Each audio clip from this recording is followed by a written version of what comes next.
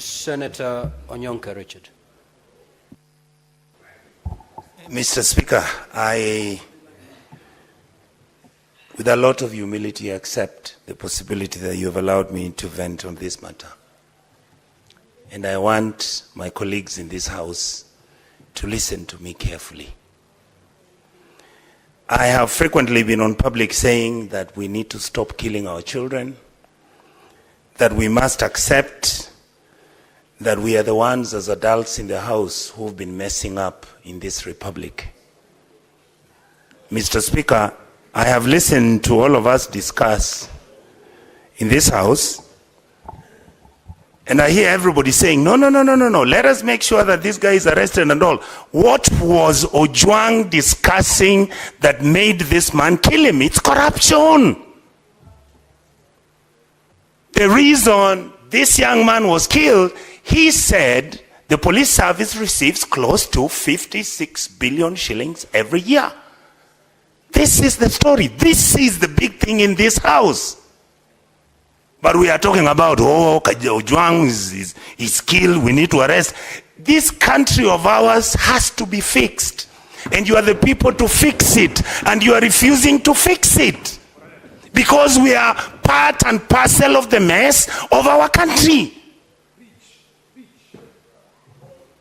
And when we are discussing this thing, you politicize them. You say, it's broad-based. It is all about those people, the ones who are on the other side. When this thing collapses, all of you will be in the same boat, I tell you. You will hang separately. Because you are the people betraying this republic. The police officers are a consequence of our failure. That is the reality. We have refused to accept that we can fix this country, that we can work together, that we don't have to be tribal, that we can actually act as adults. But we behave like children when everybody outside is crying, saying, where are the adults in the House? I beg you people, let us sit and fix our country. What you see happening to Ojwang is a consequence of a failed system. Thank you, Mr. Speaker. Senator Chuter. Asante sana Mheshimiwa Speaker. Kwanza nachukua nafasi hii kuombeleza familia, marafiki na watu ya Homa Bay kwa kifo ya Albert Ojwang ambaye alikuwa na miaka 31. Mheshimiwa Speaker, leo ukiendesha gari ukikimbizwa na wakora, mahali utaenda kwanza kukimbilia uokoe maisha yako ni police station. Mheshimiwa Speaker, sasa ukienda police station ya Kenya na utauawa, ukikimbizwa na wezi utaenda wapi? Hauna mahali pa kwenda, kwa sababu mahali unakimbizwa iko kifo, mahali unaenda pia iko kifo. Hiyo ndio maisha tuko nayo leo. Mheshimiwa Speaker, askari iko Kenya ni 1108 askari polisi na askari ya utawala. Mheshimiwa Speaker, mimi nikisimama hapa nikiwakilisha Marsabit, sitaki kulaumu polisi wote. Siku 5 iliyopita mahali inaitwa Loyangalani Electorokana, Marsabit County, watu 4 waliuawa. Napeana pole kwa hiyo familia. Kama polisi wanaitwa QRU, Quick Response Unit, hawajafika huko, saa hizi watu karibu 100 wamekufa. Nataka kupongeza polisi vile walifanya kazi hapo. Mheshimiwa Speaker, miaka ya 1990 leo Governor Orengo alikuja mbele yetu. Yeye alikuwa juu ya Toyota Stout akitafuta constitution mpya. Na kama siku angekufa, hiyo constitution hatungepata. Kwa hivyo ni mzuri serikali ivumilie kelele ya wananchi na Gen Z. Mheshimiwa Speaker, nataka kusema hivi. Kuna watu wanasema kuna broad based government na wanataka kulaumu Rais Mheshimiwa Ruto. Kama wewe uko kwa hiyo serikali, kwa nini unalaumu Ruto? Wewe umeingia kwa serikali, uko ndani, kwa nini unasema Ruto Ruto Ruto? Si ufanya kitu hata wewe, kwa sababu umeingia kwa serikali, umepatiwa waziri, umepatiwa pesa, umepatiwa kitu mnataka hizo zote mnapata. Usikae huko ndani halafu unajifanya kama uko nje. Ukiona mambo mabaya unalaumu serikali. Ukiona mambo mazuri unasema tuko kwa serikali. Waacha ku double deal. Kaa ndani ama kaa nje. Ukikaa ndani waacha kulaumu serikali. Wewe fanya kazi hiyo. Unasema rais anafanya Senator Catherine.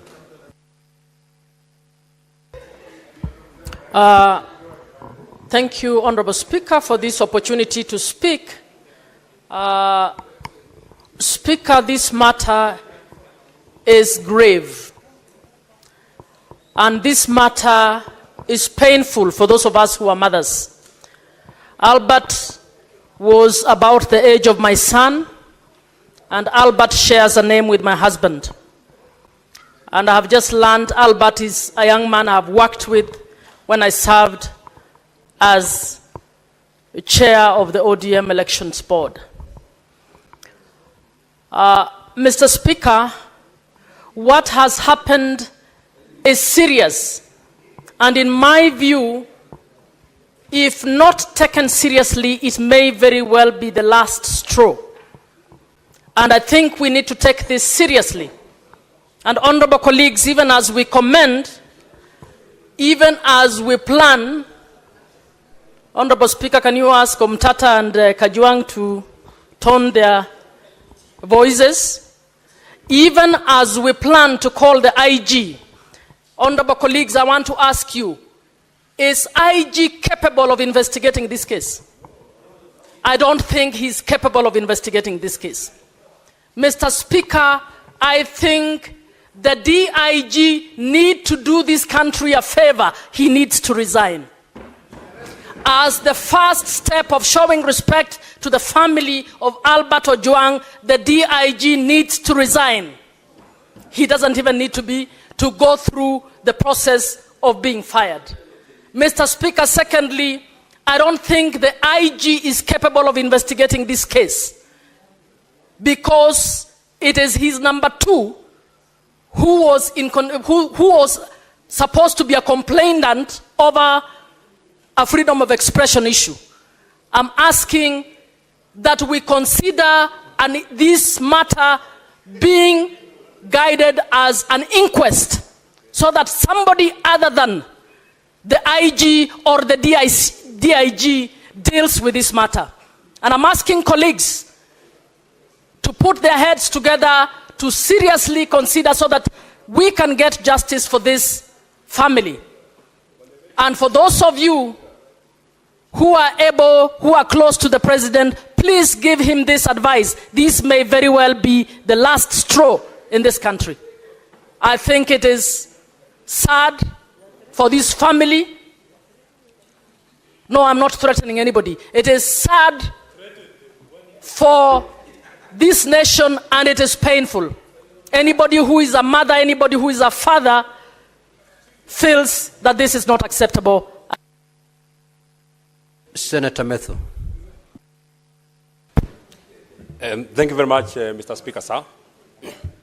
Thank you very much, Mr. Speaker, sir. I'm being disrupted by my cousin, Senator Sifuna. Mr. Speaker, if the tears of the father of Albert Ojwang do not prick the concerns of the members of this House, Honorable Speaker, I do not understand what will ever prick our concerns. Honorable Speaker, I must also inform the House that I went to school with Albert Ojwang at Pwani University. When I graduated in 2017, he was a first year. Mr. Speaker, how fragile are the egos of the people who have been tasked with the security apparatus of this republic, that a person of the stature of the Deputy Inspector General, who has a training, and I've seen that he has a master's in counter-terrorism, a man who is trained to deal with terrorists, cannot deal with just a Facebook post, Honorable Speaker, that he had to send for this young man on a weekend. Mr. Speaker, there is no record that Albert Ojwang was summoned to appear in any police station and he said no. He was being arrested on a weekend. His parents were there, actually, Mr. Speaker. Their father was coming to Nairobi with the title to come and secure the bond or the bail of his son, only to be given the body of his son in a body bag, Honorable Speaker.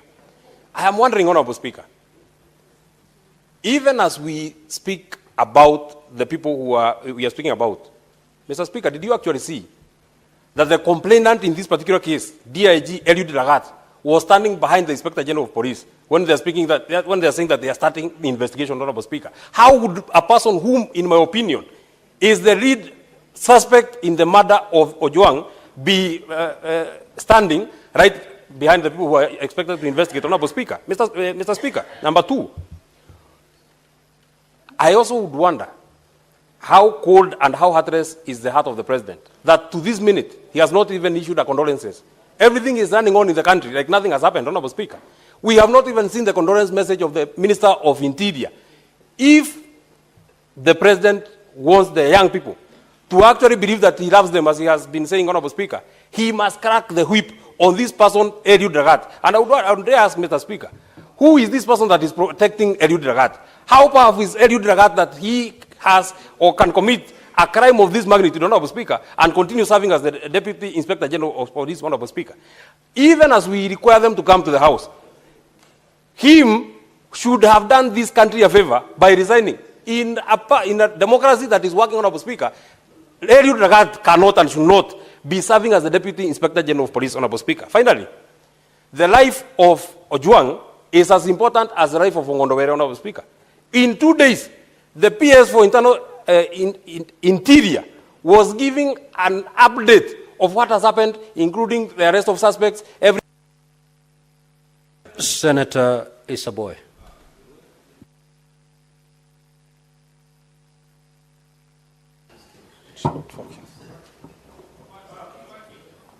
Asante sana Mheshimiwa Spika kunipa fursa hii na mimi pia niweze kuchangia. Mheshimiwa Spika, kwanza natoa risala za rambirambi kwa familia ya Albert kwa niaba yangu na watu wa Kwale County kwa kifo chake, kijana mdogo sana mwenye umri ambao takriban miaka 25 na kuendea. Ni jambo la kusikitisha sana kwa sababu huyu kijana ambaye alikuwa akisomea huko Pwani University akamaliza.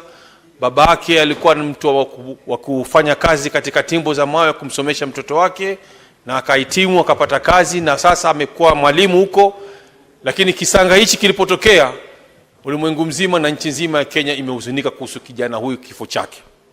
Yangu ni kusema tu uchunguzi ufanyike na haki ipatikane kwa familia yake na wale waliohusika sheria ichukuliwe mkononi mwake.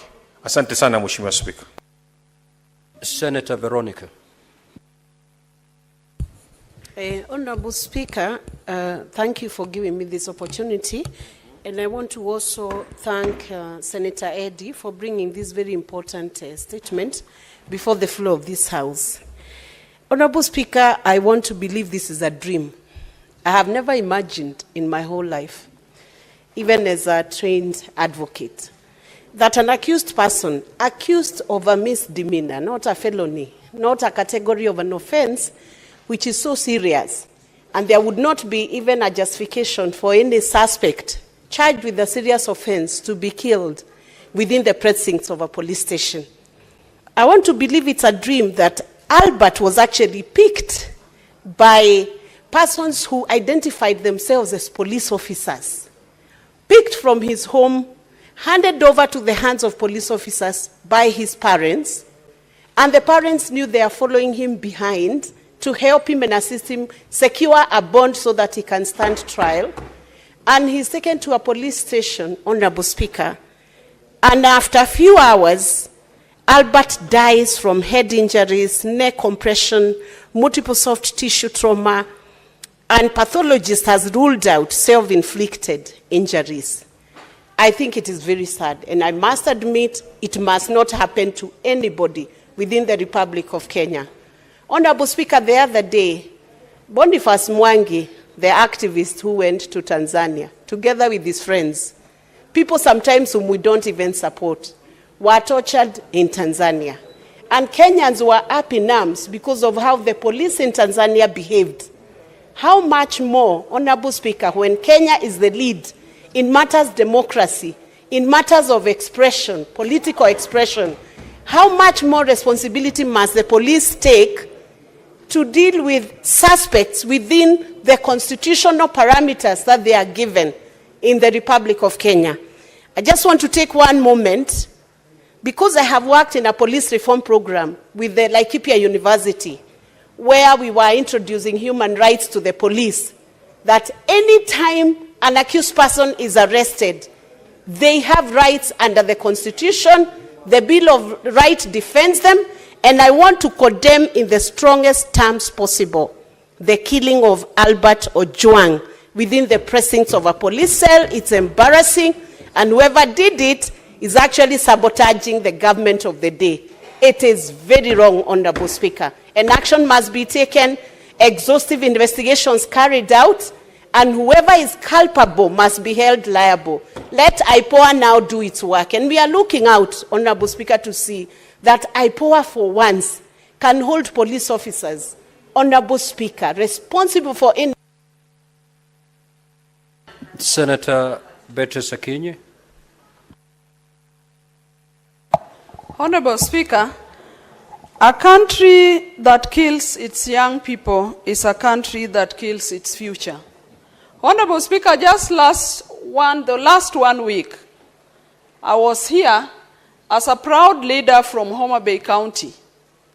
And Honorable Speaker, I shared with this House our happiness from the celebration of Madaraka in Homa Bay County. But this morning, Honorable Speaker, I asked myself, was this the celebration we had in Homa Bay County on the 1st of June, Honorable Speaker? Is this the aftermath of what we've gotten from that celebration? Honorable Speaker, even all the developments we counted and I counted here is not equal to the life of one young man called Albert Omondi. Honorable Speaker, this morning, as I was having breakfast, just a brief breakfast with my son, I saw a young man shed tears over this death, Honorable Speaker. And my son preciously asked me, Mom, why do we as a country make 2 steps ahead and then we make 5 steps going back? Honorable Speaker, I want to ask the President that, Mr. President, who is this who is keen on tarnishing the image of this country? Are you not able to deal with that person? And Honorable Speaker, I've heard a number of politicians make statements since the death of Albert, and a number of them are sorting themselves across the board. I want to tell them, Mr. Speaker, sir, that over this, keep your sentiments away because a life has been lost. Yes. Honorable Speaker, I speak as a parent. Why are we on some of these seats, including any seat anybody has, if we cannot face such challenges? Honorable Speaker, let us allow our young people to grow. If you cannot fathom any challenge, Honorable Speaker, don't go for any seat. But the President must just address this, Honorable Speaker. I think it is by design that after the celebration of Madaraka in Homa Bay, somebody wants us to just shed some darkness in this country. Honorable Speaker, let us move forward. We have been told of a young man who could have committed suicide. This is the only country where we saw a... Senator Karungo Tsangwa. Thank you very much, Mr. Speaker. I'm equally sad, Mr. Speaker, as we discuss this issue of a lost soul. But one, Pastor Martin Niemoller from Germany said, Mr. Speaker, first they came for the socialist. I did not say anything because I was not a socialist. Then they came for the trade unionist. I did not say anything because I was not a trade unionist. Then they came for the Jews. I did not say anything because I was not a Jew. Then they came for me, and there was no one to speak for me. Mr. Speaker, as a country and as the Senate, we are all affected. We are all affected, not just as a nation. We are affected as people who have been entrusted to take care of the people, Mr. Speaker. Even the government pathologist who has been going through or conducting postmortems on such cases has even been affected, Mr. Speaker, saying a relative brought on a table for him to check what killed him, Mr. Speaker. I think as a country and as this Senate, we must give an ultimatum, Mr. Speaker, that by 25th June, Mr. Speaker, if this Senate has not done anything, if this Lagat DIG has not resigned, Kenyans should come out on 25th as a Memorial Day to come in large numbers, Mr. Speaker, and deal with whoever, Mr. Speaker, is not doing what it's supposed to do. Because, Mr. Speaker, the police who have been mandated to take care of Kenyans, they are quick to act on some useless issues, Mr. Speaker. Today, as we speak, there is a police officer by the name Samido. Samido, who is a musician, who was granted a leave to go to America. He was supposed to return yesterday, but today there is a warrant of arrest on him for abduction of duty. If the police can issue a warrant of arrest for somebody because of missing work, yet we have a police officer whose name has been dragged on every murder, and Mr. Speaker, they're not doing anything. I think as a country, I think as a Senate, we need to do something, Mr. Speaker. The same police told us a member of parliament has kidnapped himself. The same police told us he kidnapped himself and he slept in a certain hotel.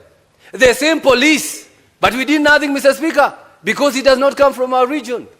Today, the same police are saying the guy, the Albert Ojwang, hit his head on the wall, Mr. Speaker. The same police. At least we can say we're here now discussing issues because we have been all affected by the death of Albert Ojwang, Mr. Speaker. Senator Kavindu.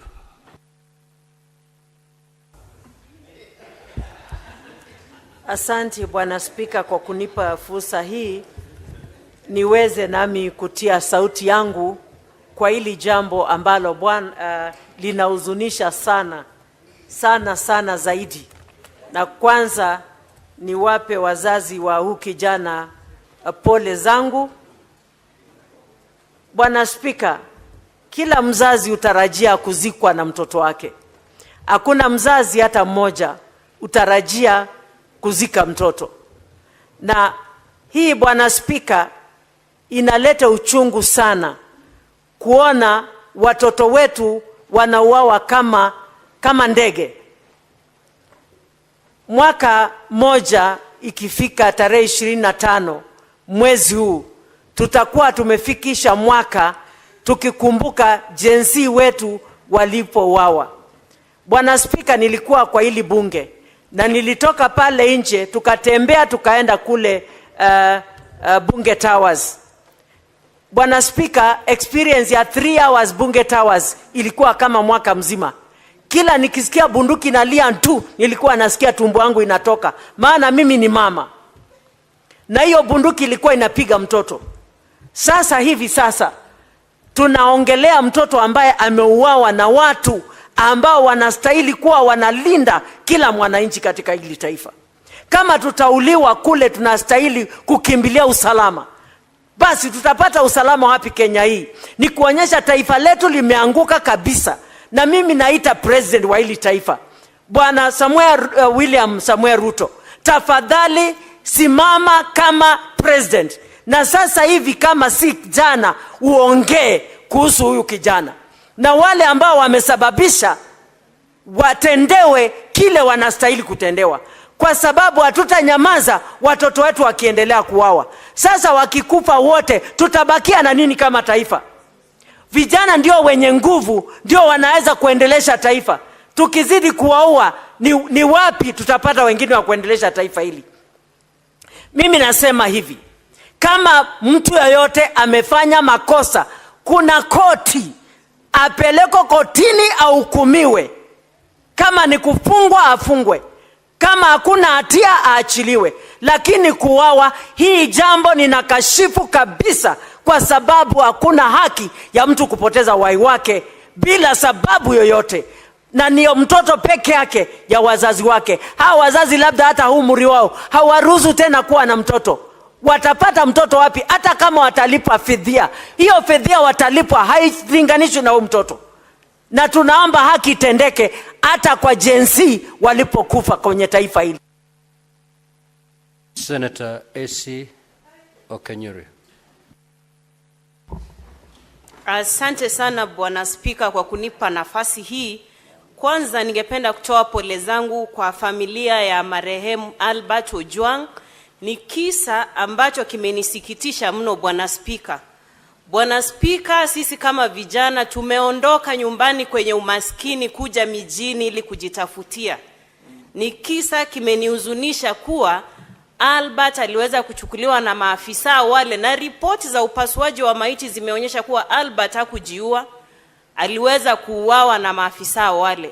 Singependa kujiunga na wenzangu ambao wananungunika. Bwana Spika, maafisa wale ambao walimbeba Albert kutoka kwao washtakiwe kwa makosa ya mauaji, ili wasema nani ambaye aliwatuma kuangamiza kijana yule. Ni jambo ambalo linasikitisha Bwana Spika, kwa sababu kama vijana wa taifa watatendewa unyama kama ule, sisi viongozi tunabaki hapa tukinungunika Bwana Spika.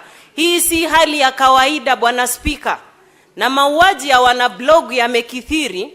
Sisi kama viongozi tumezoea kuwekewa makosa kwenye mitandao pale, lakini hatujawa wa hasira kiwango cha kutaka kuwaua wale ambao wanatutusi pale kwenye mitandao. Kwa sababu tuko kwenye nafasi za uongozi, mambo kama yale yakitokea, sio sisi kuchukua hatua kama zile.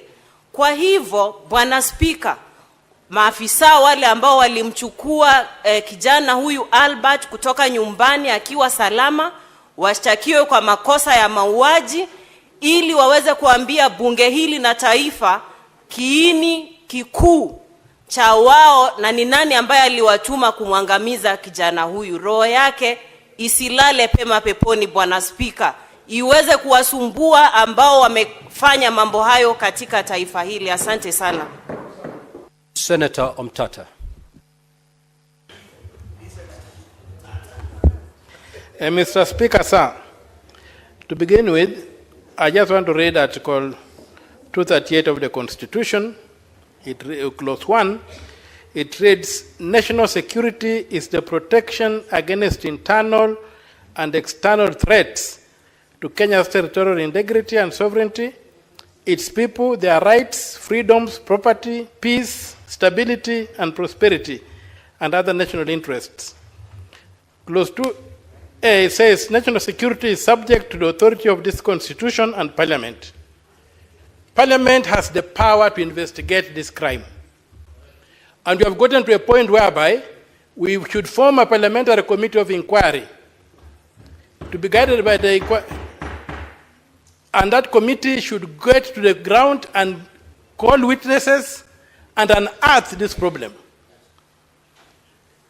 If you look at the Commission of Inquiries Act, it's another guide. We can ask the President to form the committee. If he can't, Parliament can constitute itself into a committee.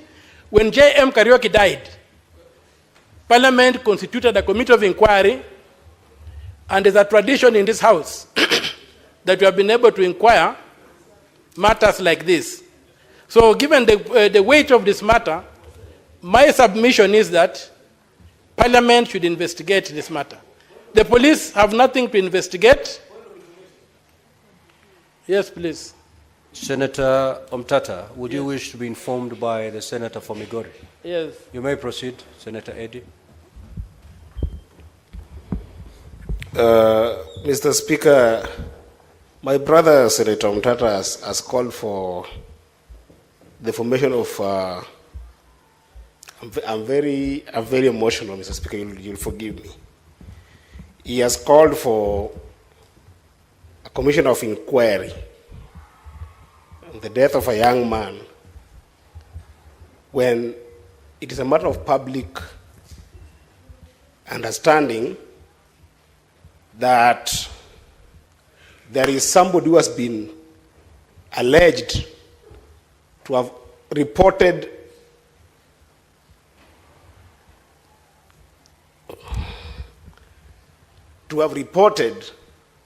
that Ojwang had published something about him. How does the justice system work, Mr. Speaker? How does it work?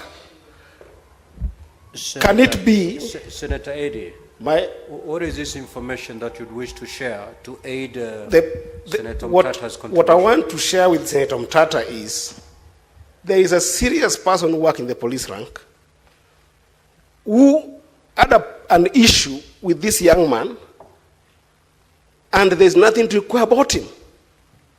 At the very least, let the young people in Kenya see that at least this person is behind bars, or at least has written a statement for which can form a basis for any kind of inquiry. There is nothing to inquire about a DIG who had an issue with this young person, Mr. Speaker. What is there to inquire? And is the one who sent for him, Mr. Speaker. What is there to inquire? Senator Eddy, I've given you some latitude because we wanted to know, to understand the information you wanted to volunteer. Nevertheless, Senator Mtata, if that is helpful, you may proceed. Well, it is helpful to the extent that you have not seen the tweet. Personally, I have not seen the tweet that has been referred to, or the insulting statement that is alleged. I have not seen it. Naturally, this thing would have been floating around. So it looks like if there was one, there's a very heavy cover-up that we are not able to leave it to the ordinary law enforcement mechanisms to get to the root of this matter. That's why I would like people like Senator Sifuna here, Senator Mandago, and people, and the bull of Nandi, Senator Cherargei, to sit on this issue and try to bring closure to this. We had Gen Zs killed in this country. It's close to a year today. No stone has been turned. And if it has been turned, what was seen under that stone has not been told to us. That's what I'm saying, as the ultimate house. And that's why I read this constitution, 258 clause 2A. National security is our business. And national security includes the lives of Kenyans. A life of a Kenyan has been lost. Many lives have been lost. Nobody has been held accountable. That's why I'm saying that in this particular matter, we form a body, a committee of inquiry the way